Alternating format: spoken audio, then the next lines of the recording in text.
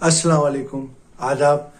आज हम नांदेड़ ज़िले के जो नगर परिषद के और नगर पंचायत के जो चुनाव का आगाज़ हो गया है और चुनाव की प्रक्रिया स्टार्ट हो गई है और नामांकन पत्र दाखिल करना शुरू हो गया है। और नांदेड़ ज़िले में और मराठवाड़ा में नांदेड़ ज़िला ही एक ऐसा ज़िला है जिसमें 16 तालुक़े आते हैं और नांदेड़ में कई अहम तालुक़े आते हैं जैसे कि किनवट, माहौर, भोकर, धर्माबाद, उमरी, लोहा, कंधार, डिगलूर और हिमायतनगर और नायगांव, और जिसमें हिमायतनगर नगर पंचायत का समावेश है और बाकी के नगर पालिका के चुनाव है।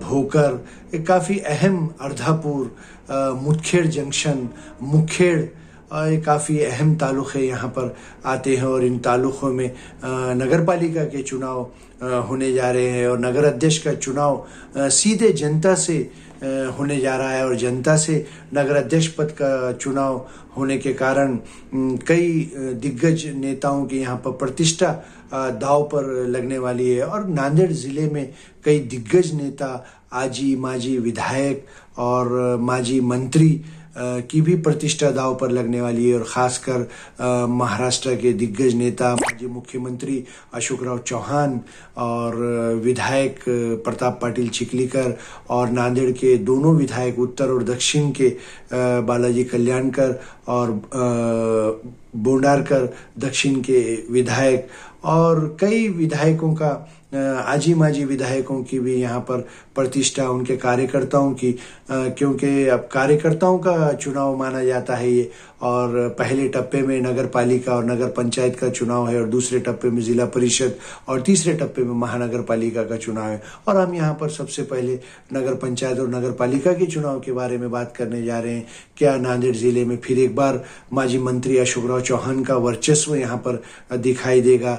और उन्होंने कांग्रेस छोड़कर भाजपा में प्रवेश किया है और भाजपा से उनको राज्यसभा का सांसद भी बनाया गया है और उनकी जो बेटी है वो भोकर विधानसभा मतदार संघ से विधायक है।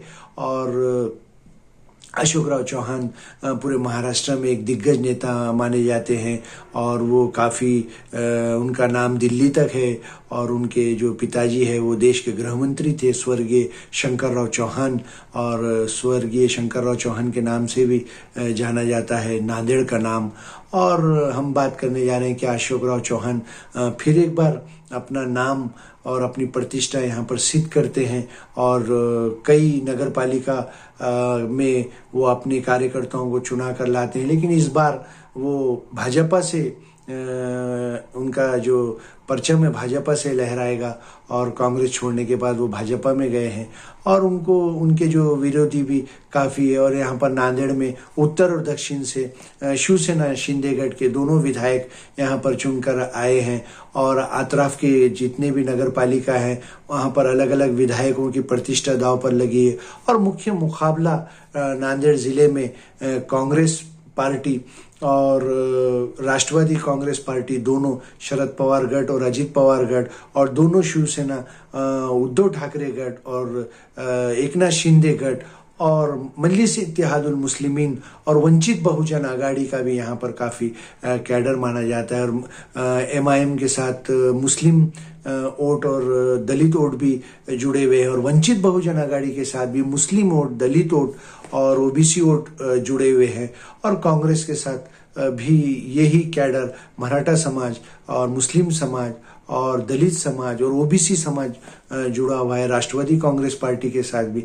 लेकिन ये चुनाव अपने अपने तौर पर लड़ा जाता है और मुकामी कार्यकर्ताओं की यहाँ पर वर्चस्व देखा जाता है और अपने अपने रिलेशन पर ये चुनाव लड़ा जाता है। लेकिन पार्टी भी एक सिंबल होता है, कैडर होता है।